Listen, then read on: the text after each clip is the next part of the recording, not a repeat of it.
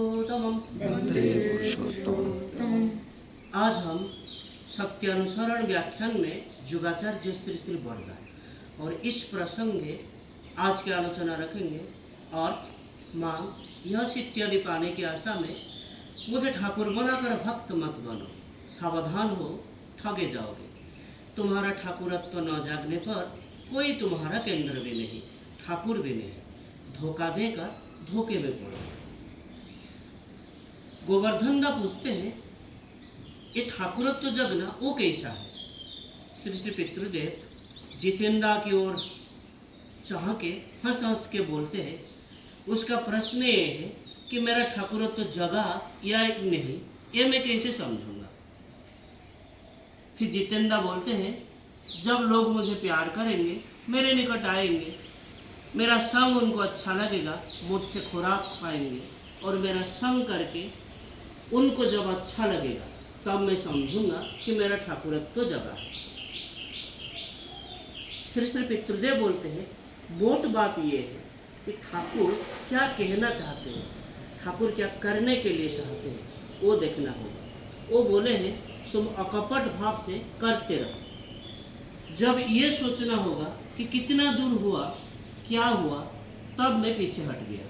अकपट भाव से मुझे करके चलना होगा, जाना होगा। अकपट भाव से ना करने से धोखा में पड़ना होगा। मेरा ठाकुरत्व जगा या नहीं जगा, ये जानना मेरा क्या जरूरी है? सर्वांधकरण में उनको प्यार करना होता है, उनके होना होता है, उनको जीवन में मुख्य करके चलना होता है। फिर प्रश्न उठा, ठाकुर सजाकर भक्त मत बनो, इसका अर्थ क्या है? श्री पितृदेव बोलते हैं, प्राप्ति की आशा में ठाकुर बनाया हूँ, लेकिन सिंसियरली ठाकुर भजन नहीं करता हूँ।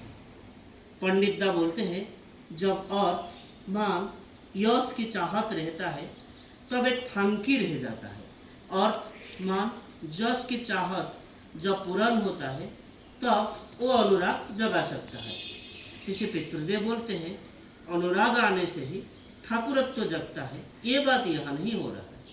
फिर पंडित दा बोलते हैं, ठाकुरत्व जगाने के लिए जब भजन करता हूँ तब ठाकुरत्व प्राप्ति होता है। श्री पितृदेव बोलते हैं, वो भी तो पाने की आशा होता है। ठाकुर बोले हैं, तुम इष्ट निर्देश परिपालन करते चलो, पाने की आशा रख के मुझे ठाकुर मत बनाओ। ये ठाकुर बनाना, ये जहाँ वहाँ विश्वास नहीं रहता। असल बात ये होता है, ठाकुरत्व जगाने के लिए कोई भजन नहीं करता, उनके भजन कर करके ही ठाकुरत्व जगता है। फिर ये प्रश्न उठा, रोगमुक्ति के लिए बहुत लोग तो देवादेवी के निकट धारणा देते हैं, और इस क्षेत्र में रोगमुक्ति ऐसे कैसे होता है? श्री पितृदेव बोलते हैं, ठाकुर के निकट कुछ लोग रोगमुक्ति के लिए धारणा देते हैं। वो कोई जगह रोग और दूसरा कोई जगह पे रोगमुक्ति का कोई उपाय नहीं पाते हैं और अंत में ठाकुर के निकट आए हैं, तो वहाँ वो लोग ठाकुर को ठाकुर ही सोचते हैं। यहाँ सजाने की बात नहीं होता, सिंसियरली, मन से, प्राण से ठाकुर को ठाकुर सोच के आरोग्य प्रार्थना करते हैं और इसीलिए रोगमुक्ति होता है। फिर कृपा सिंधुदा बोलते हैं, तो फिर सिंसियरली का अर्थ, सिंसियरली अगर कोई अर्थ, मांग, यश के लिए आता है और ठाकुर के भजन करता है तो भी क्या उसका उद्देश्य सिद्धि होगा? श्री पितृदेव बोलते हैं, ऐसे कितने लोगों के उद्देश्य चरितार्थ हुआ है, सिंसियरली कर रहे हैं इसीलिए हो रहा है। तो बात ये है, अगर कोई अर्थ को लक्ष्य करके करता है तो उनको पाना नहीं होता है। ठाकुर सेवा के उद्देश्य जहाँ अर्थ उपार्जन, वहाँ अर्थ के प्रति आसक्ति बढ़ेगा, ठाकुर के प्रति टान कैसे आएगा? वही अर्थ फिर जब इष्ट के इच्छा परिपूर्ण के उद्देश्य से उपार्जित होता है तभी इष्ट उसके निकट मुख्य नहीं होते हैं। फिर सतीशदा पूछते हैं, ठाकुरत्व न जगने से ठाकुरत्व किस भाव से आएगा?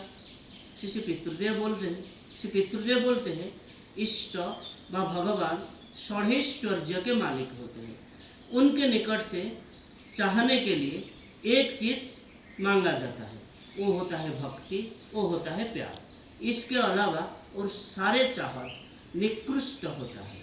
और ये भक्ति प्यार जिसके अंदर वास्तव में है, वो व्यक्ति विश्व के दूसरा सब कुछ खुद संग्रह कर सकता है। इसीलिए तुच्छ जागतिक संपद मनुष्य के काम में नहीं है, विशेष करके जो ईश्वर कोटि के मनुष्य, उसके लिए तो नहीं। तो आज के लिए इतना ही। वंदे पुरुषोत्तम वंदे पुरुषोत्तम। जय।